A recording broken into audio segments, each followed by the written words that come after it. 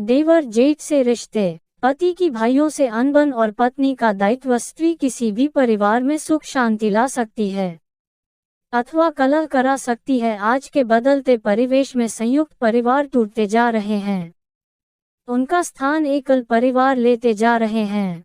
हर व्यक्ति अपनी व्यक्तिगत जिंदगी व अपने परिवार को सुखी देखना चाहता है, चाहे इसके लिए भाई को भाई से ही दूर क्यों न करना पड़े। आज अक्सर सुनने में आता है कि दो भाइयों में संपत्ति को लेकर विवाद हो गया अथवा व्यापार में एक दूसरे से झगड़ा हो गया या आर्थिक लाभ हानि के लिए एक दूसरे को जिम्मेदार बताते हुए अनबन हो गई। जिस प्रकार प्रायः सभी घरों में सास बहू पति पत्नी के झगड़े सुनने को मिलते हैं, ठीक उसी प्रकार भाइयों की आपसी तकरार सुनने को मिलती है। कुछ भाई साथ रहते हुए हर रोज झगड़ते रहते हैं, कुछ में व्यापार साथ में होने पर भी विचार न मिलने के कारण झगड़ा होता है, तो कहीं कहीं भाइयों का आपसी प्रेम देखते ही बनता है। यदि भाई भाई में अनबन रहती है तो पत्नी की भूमिका बहुत महत्वपूर्ण हो जाती है। यदि पत्नी सुघड़ विचारों वाली समझदार स्त्री हो तो भाइयों में सुलह करा सकती है और घर में शांति स्थापित करा सकती है। यदि दोनों भाई शादीशुदा हों तो दोनों पत्नियों की घर में सुलह शांति रखने के लिए सबसे जरूरी बात यह याद रखनी चाहिए कि वे आपस में एक दूसरे से ईर्ष्या वैमनस्य न रखें, एक दूसरे की स्थिति को समझते हुए एक दूसरे से सहयोग करें व आपस में लड़ाई झगड़ा न करें।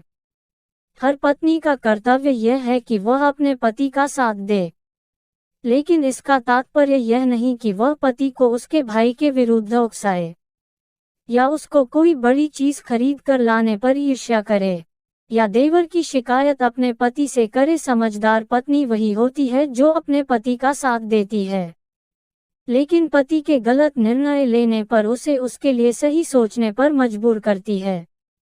पति के गलत निर्णय लेने पर पत्नी को उसे समझाना चाहिए कि वह अपने भाई के विरुद्ध जो भी कर रहा है गलत कर रहा है। यदि दो भाइयों में अनबन है और दोनों की पत्नियां अपने अपने पति को यही समझाएं कि भाई से अनबन करना गलत है, वह भी अपना भाई है, यदि उसने ज्यादा कमा लिया, ज्यादा खरीद लिया या ज्यादा सुखी हो गया तो परेशान होने की कोई बात नहीं। यह तो खुशी की बात है कि हमारा भाई सुखी है। यदि किसी वजह से हम सुखी नहीं तो क्या भाई तो सुखी है।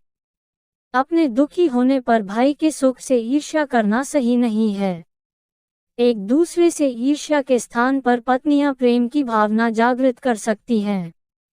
प्रायः होता इसके विपरीत है, जहां भाइयों में अनबन शुरू हुई पत्नियां अपने पति को दूसरे भाई के खिलाफ भड़काना शुरू कर देती हैं कि भाई ने उससे ऐसा कहा, उसके बच्चे से इस तरह बोला।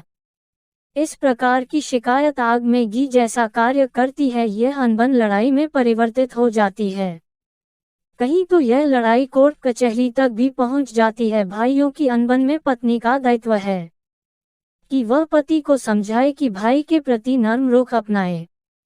वह भी अपना ही हिस्सा है, हम बड़े हैं, हमें गुंजाइश रखनी चाहिए, या हम छोटे हैं अतः हमें बड़े का आदर रखते हुए थोड़ी गुंजाइश रखनी चाहिए। इस प्रकार की सोच भाइयों की विचारधारा बदल सकती है, उनमें आपसी प्यार की भावना जागृत कर सकती है।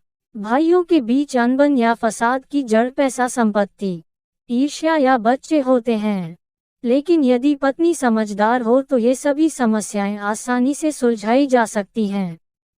आपसी प्रेम व सद्भाव से बड़ा सुख संसार में कोई नहीं। जितना अपनत्व और प्यार अपने ही भाई से मिल सकता है वह किसी मित्र या पराये से नहीं। भाई के दिल में भाई के प्रति गहराई में प्यार व संवेदना छिपी रहती है, जबकि दोस्तों मित्रों का प्यार अक्सर दिखावटी व बनावटी होता है।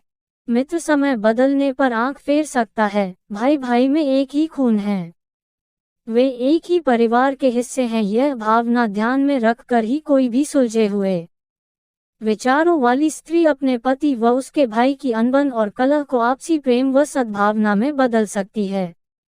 किसी भी सुखी और समृद्ध परिवार में भाई और उनकी पत्नियां ही धुरी होती हैं। ये जोड़े ही परिवार की नया को खेने वाले होते हैं। भाइयों के जोड़े सदा एकता से जुड़े रहें, यह उनकी पत्नियां ही कर सकती हैं। यह उनका दायित्व है।